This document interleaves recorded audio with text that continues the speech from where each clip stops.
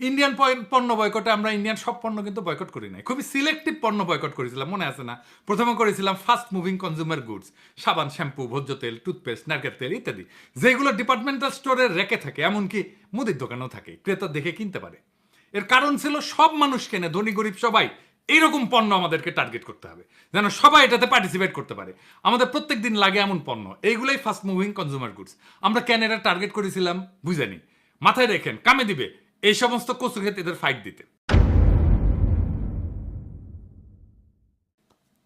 Fast moving consumer goods ইন্ডিয়ার ইকোনমির সবচেয়ে গুরুত্বপূর্ণ খাত। এই খাতে ভারতের তৃতীয় চাকরির খাত, প্রায় 30 লাখ লোক কাজ করে এই এফএমসিজি সেক্টরে। ভারতের জিডিপিতে এই খাতের কন্ট্রিবিউশন হচ্ছে 15 থেকে 16% ছিল যেই সময় আমরা শুরু করেছিলাম। এই খাতের গ্রোথ 10 থেকে 12%। প্রথম অর্থনীতির খাত হচ্ছে সার্ভিস সেক্টর, এর গ্রোথ হচ্ছে 7 থেকে 8%, এটা ভারতের জিডিপির সমান।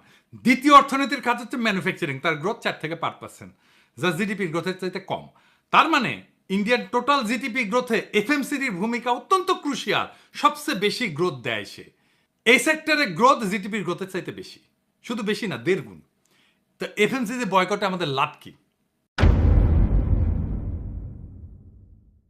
একমাত্র এফএমসিজি বয়কটে ব্যাপক মানুষকে সম্পৃক্ত করা যায়, এটা লাগে প্রত্যেকদিন কিনতে হয় নিয়মিত। 2 নাম্বার হইতেছে পণ্য চিহ্নিত করা সহজ, কারণ সেটা সেলফে থাকে।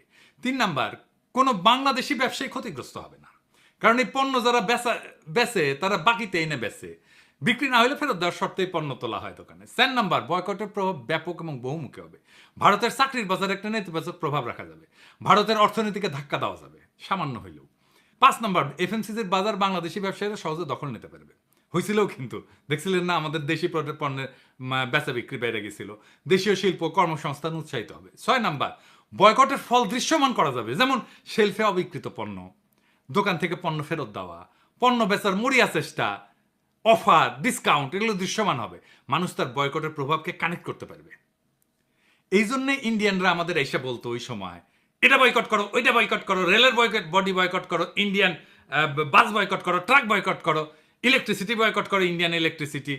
মানে ভাবখানা এমন, আমরা সবাই সকাল সন্ধ্যা ইন্ডিয়ান বাস ট্রাক কিনি, বা ইন্ডিয়ান ট্রেল আমি আমার ডিপার্টমেন্টাল স্টোর থেকে কিনে আনিছি। যাই হোক, এই অমুকটা কেন বয়কট করলো না, অমুকটা কেন বয়কট করলো না, এগুলো যারা বলে এরা হইতেছে যারা ক্ষতিগ্রস্ত হচ্ছে তাদের লোক।